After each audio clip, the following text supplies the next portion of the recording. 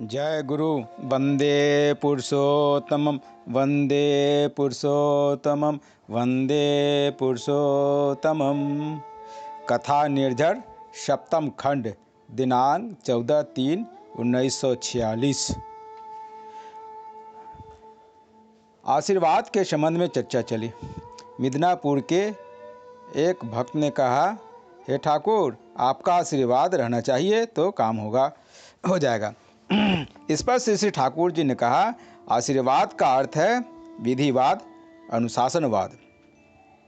विधि के अनुसार किसी काम को करने पर ही आशीर्वाद सफल होता है। काल तथा भगवान दोनों साथ रहते हैं। काल हर समय नष्ट करने के ताल में रहता है। यदि काल से मुक्ति पाना चाहते तो भगवान के शरणापन्न होना पड़ेगा। यह काल का प्रभाव ही है कि सतित्व कहकर कोई चीज़ नहीं रह गई है। प्रतिलोम विवाह को उत्साहित करते हैं, पर वर्ण धर्म को हम नहीं मानते। यही है बर्बादी का लक्षण। यदि लोगों का मंगल चाहते हैं तो उनकी प्रवृत्ति को नहीं उकसाएंगे, उनकी प्रवृत्ति की बातों पर कोई ध्यान नहीं देंगे। जिससे मंगल हो वही समझाएंगे और उसी पथ तथा कर्म की दिशा में परिचालित करेंगे। यदि उस काम को करने में सर्वप्रथम पीड़न भी होता है तो उसे प्रसन्न चित्त से बरत, किंतु स्वार्थ के हित कुछ इधर उधर कर जनप्रियता खोजने करने नहीं जाएंगे। उसमें आपको कोई जीवनीय उद्दीपना नहीं मिलेगा।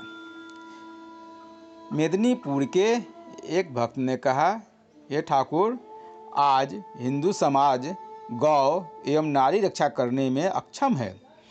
इस पर श्री श्री ठाकुर जी ने आवेग सहित उत्तर दिया, आज ऐसा क्यों है? क्योंकि संहति और आदर्श नाम की कोई चीज़ नहीं है। हिंदू समाज में पूर्ववर्तन हर अवतार महापुरुष को मानने की बातें कही गई है। कृष्णोदार ने ही कहा है, पूर्वे भी प्रथमे भी आदि बातें हैं। मैं तो मूर्ख हूँ, मुझे सारी बातें स्मरण भी नहीं रहती है और उच्चारण भी नहीं होता है। आप सुधार लेंगे। पर मेरे कहने का अभिप्राय यह है कि हर संप्रदाय यदि हर संप्रदाय को ऐसे संप्रदाय बनाकर ऊपर न उठाए तो हिंदुत्व क्या रहा। धर्म के साथ सांप्रदायिकता का कोई संबंध नहीं है।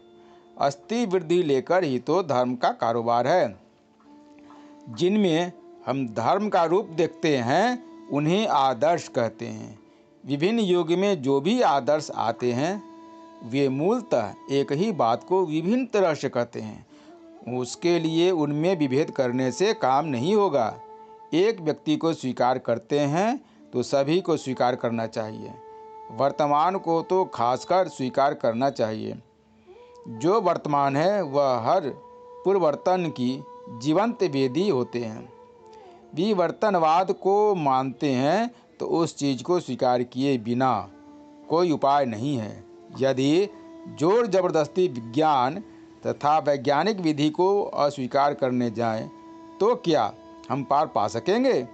यदि अज्ञानवशतः पोटासियम साइनाइड को अमृत मानकर खा डालें तो क्या उसका फल मुझे नहीं मिलेगा? कैसी पागलपनी है। न हम धर्म को स्वीकार करेंगे और न आदर्श को स्वीकार करेंगे, फिर भी बचेंगे एवं बढ़ेंगे। यह कैसी बुद्धि है? इसलिए तो इतना करने के बावजूद भी कुछ नहीं हो रहा है। जाति के जीवन में संहति नाम की कोई चीज़ नहीं है और ऐसा संहति नहीं रहने पर व्यक्तिगत या जातिगत उन्नति और शक्ति तो दूर की बात है। जय गुरु।